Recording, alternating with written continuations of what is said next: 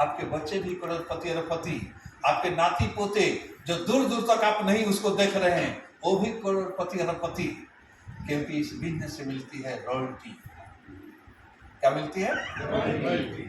ऋषि छाबड़ा जी ने हमसे कहा था कि बेटा ये आरसीएम है, अगर एक साल, ठीक से सुनिएगा, उन्होंने कहा कि आरसीएम ऐसा बिजनेस है, इसमें रॉयल्टी मिलती है, अगर एक साल तूने सिस्टम से इस आरसीएम को कर लिया तो तू पटना रहोगे तभी पैसा आएगा, पटियाला रहोगे तभी पैसा आएगा, मुंबई रहोगे तभी पैसा आएगा, दुबई रहोगे तभी पैसा आएगा, इस दुनिया में नहीं रहोगे तभी पैसा आएगा।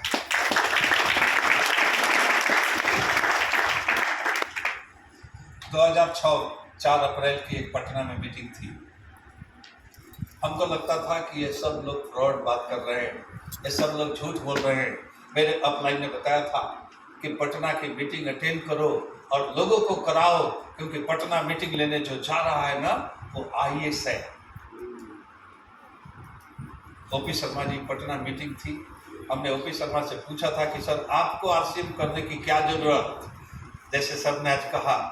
ओपी शर्मा जी का जवाब था कि एक बेटा है, हम 2013 में रिटायर करेंगे, उस दिन अपनी कुर्सी बेटे को दे देंगे। हमने कहा ऐसे कैसे दे देंगे?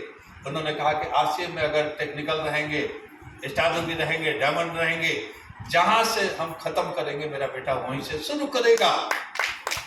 एक मिनट, 2013 में ओपी शर्मा जी की देहांत हो गई। 2013 में ओपी शर्मा जी की देहांत हो गई। रवि शर्मा जी को कोड ट्रांसफर हुआ। यहाँ बैठे हुए 99% लोगों को विश्वास नहीं होगा, रवि शर्मा जी की पहली कमाई थी 27 लाख रुपए। आज रवि शर्मा जी की इनकम 70-75 लाख रुपए महीने हो रही है, और उसके लिए रवि शर्मा जी ने क्या किया जानते हैं? क्या किया है? क्या कर रहे हैं? कुछ नहीं। अब कुछ लोगों को लगता है कि रवि शर्मा जी तो मीटिंग ले रहे हैं। रवि शर्मा जी को 70-75 लाख इनकम आ रही है, उसके लिए रवि शर्मा जी कुछ नहीं कर रहे हैं। रवि शर्मा जी जो आज कर रहे हैं उसके लिए 10-20 लाख रुपया महीने अलग से मिल रहा है। उन्होंने किया कुछ नहीं।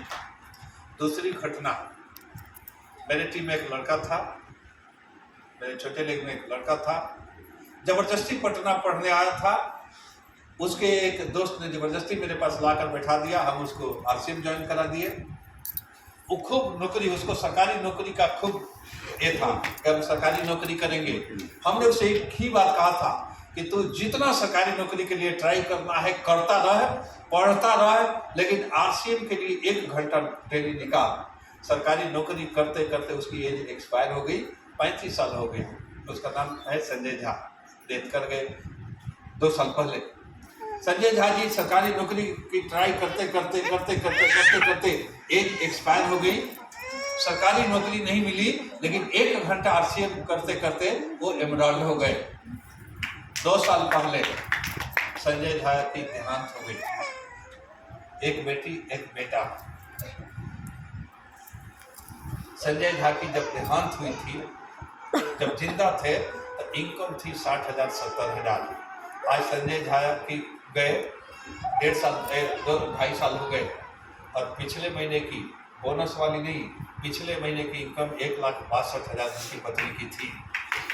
2.5 साल के बाद उनकी पत्नी पहली बार स्टेज पर आई थी और रोते हुए कहा कि जब सर थे गए तो समझ में नहीं आ रहा था कि जिंदगी कैसे चली, क्योंकि सर के जाने के बाद आरसीएम भूल गए थे। हमको नहीं मालूम था कि उनके जाने के बाद भी आरसीएम, लेकिन थैंक्स आरसीएम का कि अब पहले बच्चे जिस स्कूल में पढ़ते थे अब उससे भी अच्छे स्कूल में पढ़ रहे हैं। हमने उसको समझाया कि बेटा तुम्हारी बिटिया तुम्हारे बेटे अच्छे स्कूल में पढ़ रहे हैं, संजय झा जी के जाने के बाद न तुम्हारे बच्चे के बच्चे और अच्छे स्कूल में पढ़ेंगे। जब तुम्हारे बच्चे कुछ नहीं भी करेंगे तभी उससे अच्छे स्कूल में पढ़ेंगे, क्योंकि आज 1.5 लाख इनकम आ रही है, तुम्हारे नाती पेतों को हो सकता है 1.5 करोड़ महीने की इनकम आए। ये आरसीएम की रोटी की ताकत है, आप जो चाहे पा सकते हैं। लेकिन जमाने की लात खाने के लिए तैयार रहे। जमाना लात कैसे मारता है, जमाना आपको लात कैसे मारेगा। जमाने की लात मारने की तरीका यह नहीं है इस लात से नहीं, इस लात से मारेगा। कोई कहेगा कहाँ फंस गए, जैसे अभी बात हो रही थी बाहर निकलिएगा तो लोग कहेंगे कहाँ गए थे। मेरे फूफा जी ने भी आरसीएम 5 साल किया, कुछ नहीं हुआ। हम तो उसे कहते हैं कि मेरे दादाजी ने 52 एकड़ खेती का जमीन लिया था, कुछ भी फसल नहीं हुआ क्योंकि मेरे दादाजी ने कुछ बोआ नहीं था। आरसीएम ज्वाइन करने का नहीं है, आरसीएम सीखने का है कि आरसीएम करना कैसे है। आरसीएम में खेती करने का नहीं है, लोहा ढोने का नहीं, मजदूरी करने का नहीं है। आरसीएम तो ऐसा सिस्टम है कि 1 साल अगर ठीक से इसको समझ गए और 2-4 लोगों को समझा दिए तो आपके आने वाली पीढ़ियां निहाल हो जाएगी। इतना करने के लिए तैयार हैं?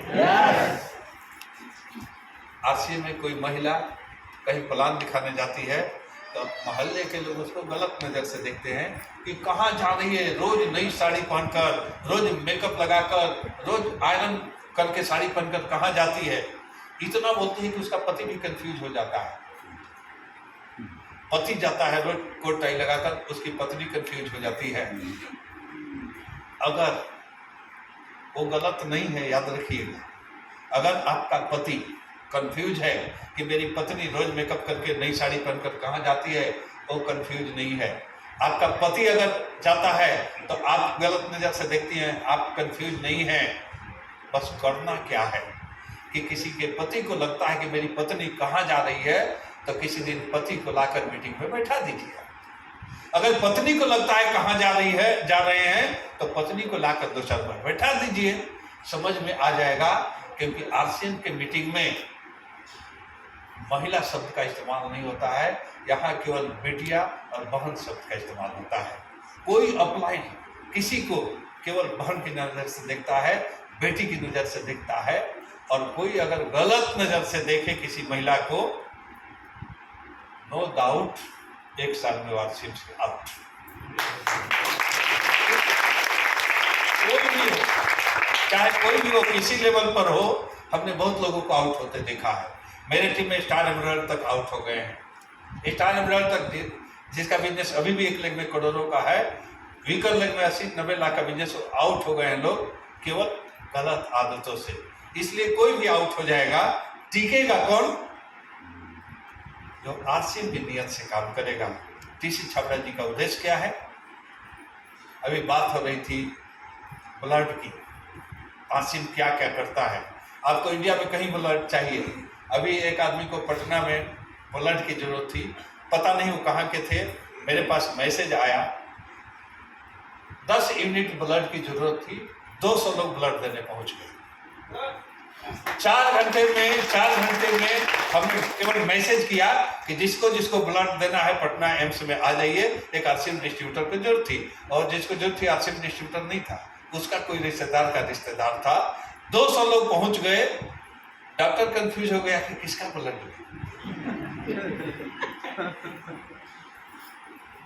इंडिया में जहां चाहिए हेल्प मिल सकता है, ब्लड मिल सकता है। आरसीएम के लोग पेड़ लगा रहे हैं, आरसीएम के लोग आत्मनिर्भर बना रहे हैं, आप भी आत्मनिर्भर बनेंगे। और अंतिम बात, जो सबसे महत्वपूर्ण बात है, बस आपके ज्यादा समय नहीं मिलेंगे, 10 मिनट। सबसे महत्वपूर्ण बात है, इसको सुनेंगे। आरसीएम, जैसे यहाँ सारे लीडरों ने कहा कि आरसीएम से देश खुशहाल होगा। इस बात को सब बढ़िया से सुनिएगा। इस बात को अगर आपने सुन लिया